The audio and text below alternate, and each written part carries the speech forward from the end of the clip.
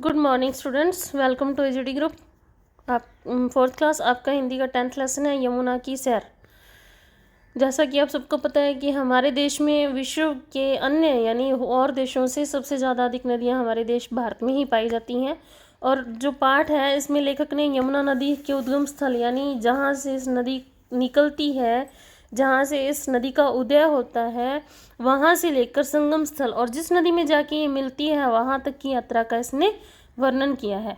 ध्यान से सुने। हिमालय की पर्वतमाला में एक मनोरम स्थान है, उसका नाम है बंदरपूंछ।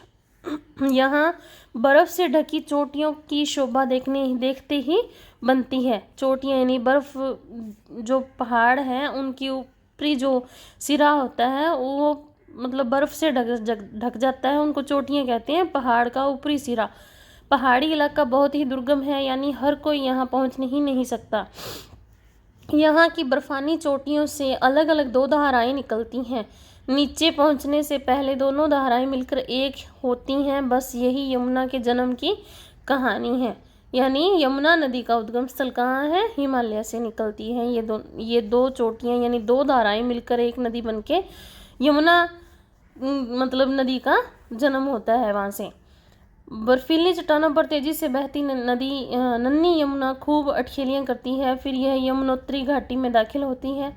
यहाँ पहुंचकर यमुना की धारा जरा शांत हो जाती है, लेकिन थोड़ी दूर आगे चलने के बाद विशालता में फैलकर कोई 160 किलोमीटर तक कभी तेजी से और कभी मंद गति यानी धीरे से बहती है। इसके बाद मैदानी इलाका शुरू हो जाता है। यमुनोत्री घाटी की एक और विशेषता है कि यहाँ गर्म पानी के अनेक सोते हैं। ये सोते कुदरती हैं। सोते यानी गीजर बोल दो आप, यहाँ जिसमें अपने आप ही ये गर्म पानी निकलता है, जो प्राकृतिक गीजर बोल दो।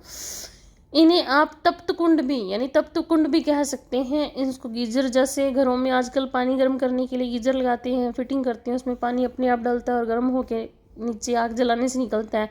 लेकिन पहाड़ों में कई जगह तपत कुंड बने होते हैं जिन्हें सोते भी कहते हैं, और उनमें से पानी अपने आप गर्म होकर या निकलता रहता है।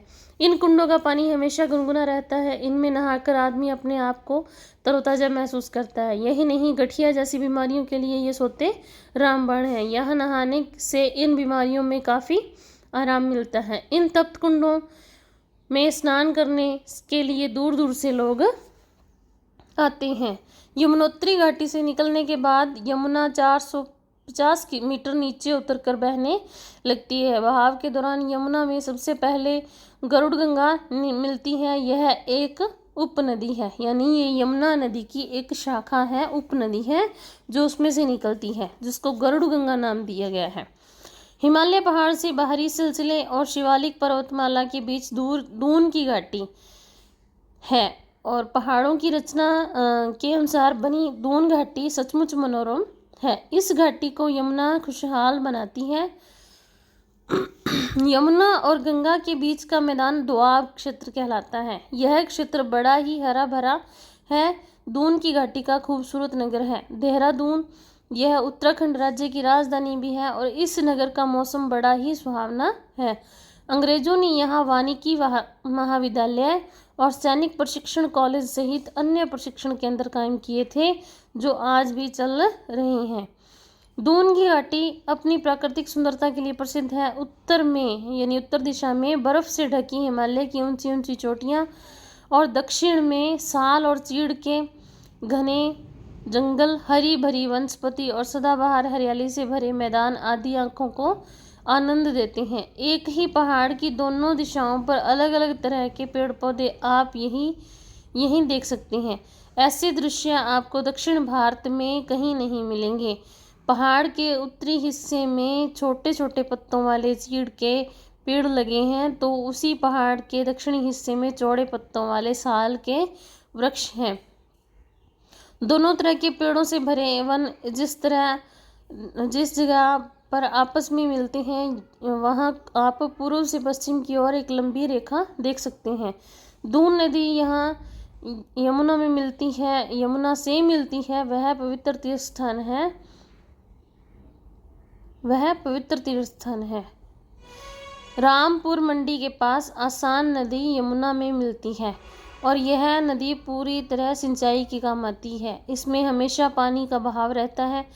आसान से मिलने के बाद यमुना का रूप भी बदल जाता है और यह विशाल तथा गहरी होकर बहने लगती है। मुगलों के शासन में और अंग्रेजों के राज में राजधानी के रूप में प्रतिष्ठा प्राप्त दिल्ली नगर यमुना नदी के किनारे बसा है। महाभारत काल से विख्यात यह नगर उस युग में इंद्रप्रस्थ कहलाता था। महानगर दिल्ली से आगे गुड़गांव के पास मोहम्मदाबाद पहुंचते हुए पूर्व की ओर से हिंडन नदी इसमें आ मिलती है। यमुना नदी आगे बहती हुई मथुरा नगरी को सहलाती है और मथुरा के आगे 9 किलोमीटर दूर वृंदावन है। प्राकृतिक सौंदर्य के कारण रमणीय वृंदावन के परिसर में भगवान कृष्ण के अनेक मंदिर हैं। ये छोटे बड़े मंदिर विभिन्न समयों में अनेक राजा महाराजाओं और भक्तों द्वारा निर्मित हैं। मथुरा के आगे यमुना के किनारे बसा हुआ आगरा नगर मुगलों के ज़माने में राजधानी रहा और यमुना किनारे बनाया गया ताजमहल अपने शिल्प सौंदर्य के लिए सारी दुनिया में मशहूर है। कालपी के पास चंबल के नाम से मशहूर चर्मण्यवती नदी यमुना में आकर मिलती है और चंबल नदी मध्य प्रदेश और राजस्थान के राज्यों को उपजाऊ बनाने के बाद यमुना में संगम कर जाती है। चंबल में प्रचुर मात्रा में जल और बहाव रहता है और बरसात के मौसम में इसमें बाढ़ आने से काफ़ी नुकसान पहुंचता है। साथ ही मिट्टी का अपरदन भी होता है, यानी मिट्टी का कटाव होता है, ऊपर से मिट्टी बहकर चली जाती है उसके नदी के जल के साथ। इस नदी के किनारों पर दूर दूर तक खड्ड और घने जंगल हैं, इसलिए यह इलाका डाकुओं के दलों की शरण स्थली बना हुआ है। इंदौर, धार और रतलाम जनपदों में 160 किलोमीटर बहने के बाद चंबल क्षिप्रा के साथ मिलती है और वेदकाल में क्षिप्रा अवंती नाम से प्रसिद्ध है। चंबल नदी को अपने साथ मिलाने के बाद यमुना इलाहाबाद और बांदा जिलों के बीच सीमा रेखा बनाती हुई बहती है। हमीरपुर के समीप वेतवा नदी यमुना नदी से मिलती है और वेतवा वेदकाल में वेत्रई के नाम से प्रसिद्ध थी। वेतवा मध्य प्रदेश में बहने वाली बड़ी नदियों में से एक है। कैमूर पर्वतमाला की दक्षिणी पश्चिमी घाटी से केन नदी निकलती है और यह नदी बांदा जिले में प्रवेश करके पन्ना के क्षेत्र में प्रवाहित होती है। पन्ना का इलाका हीरों के लिए प्रसिद्ध है और यहाँ पर हीरे की खानें काफ़ी संख्या में हैं। केन नदी पर अनेक जलप्रपात भी हैं। उसके बाद यमुना इलाहाबाद पहुँचती है और यहाँ त्रिवेणी में गंगा नदी में इसका संगम होता है।